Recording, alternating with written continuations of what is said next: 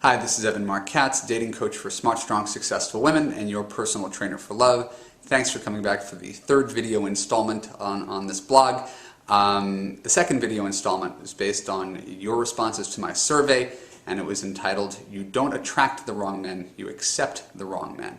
And hopefully you found that useful in looking back on your previous relationships and starting immediately. You are no longer going to accept what is unacceptable from men, which is a really common mistake that you do that keeps you locked up for years upon end. Today's installment is going to hopefully expand your mind a little bit, and it's a little bit more counterintuitive. I trust if you follow the advice I'm about to give you, it's going to open up a whole new way of viewing dating in men, and it's going to give you far better results than anything you've ever experienced before. But it's not obvious, not easy to do, and I'm really excited to share it with you. You ready? You have to assume the best in men rather than the worst in men. And understand, I know this isn't the easiest thing to do, especially when you've been hurt a bunch. So to sort of illustrate this point, I want to give you a visual metaphor. Imagine that Mr. Right is looking for a house. And he's walking down the street and he sees two identical houses. And they're both gorgeous and clean and spacious and eminently livable and inviting. Except the house on the left has a 10-foot brick wall around it, and the house on the right has an open door and the smell of chocolate chip cookies wafting out. Which house do you think Mr. Right is going to peek into first? I think it's kind of a no-brainer. And if that seems a little bit off track, understand, when you try to protect yourself because you've been hurt before, and you build that wall around yourself that he's got to climb, you're going to end up inadvertently, for the right reasons, again, trying to protect yourself, you're going to inadvertently drive the good guys away. That's the downside. When you're trying to protect yourself, what you're really doing is protecting yourself from falling in love. You're not protecting yourself from bad men. You're actually protecting yourself from falling in love. Because the good men are going to try to find the warm, inviting, open door. So again, I understand why you're doing what you're doing. You've been hurt bad. You vowed to yourself, I'm never going to let that happen again. I'm going to look for the signs. I'm going to be vigilant. And I get it. You work hard, you've got a rich, full, single life, you've got friends, you've got family, you've got a career. But understand, put yourself in the shoes of the guy. And that's really my job as your dating coach, is to say, here's where a guy's coming from. Right?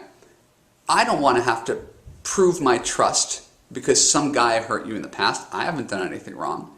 If you don't have time to date, you don't make yourself available to me because you're working 11 hours a day, I don't have time for that.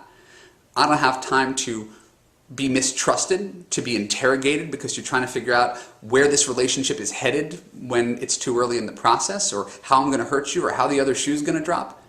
I don't know where it's going. We're dating. We just got to know each other. And so as much as you want to know the future and where this headed, understand that good men don't tolerate, and rightfully so, someone who doesn't make them feel good because you're afraid of being hurt. Imagine you were with a guy who did the same exact thing to you. His ex-wife took him for half of his money, big custody battle, verbally abused him, and you end up paying the price for his previous experience. That's not so nice, is it? Right? You've probably had a bit of that in your own life. So while you're not wrong for saying, I don't want to waste my time, don't want to get hurt, not going to let that happen again, sometimes you have to start each new relationship, in fact you always have to start each new relationship with an open mind and a clean slate, and let the man reveal himself to you over time. And if he's of good character, you're going to know he's of good character. But if you're trying to fast forward to the end and figure out, when is this guy going to hurt me? Where is this thing going? Right? You build your wall, keeps out the guy, pushes him away, and the good guys are not going to stick around despite your well-intentioned design to protect yourself. So the real mental shift is starting each new relationship with a clean mind and an open slate, letting men reveal themselves to you through their efforts and their character and their kindness, okay? And not being so vigilant about trying to see into the future and assuming that each guy is going to do you wrong just because guys in the past do you wrong. Give the guy a shot. Thank you so much for watching that third video. I hope that it gives you a little shift in consciousness that allows you to be open to more guys and see what they're made of. It's not a contradiction with the second video where I told you to not tolerate the unacceptable. I think you actually have to just give guys a chance at the very beginning and let them reveal themselves over time, and it's going to make a big difference in your life.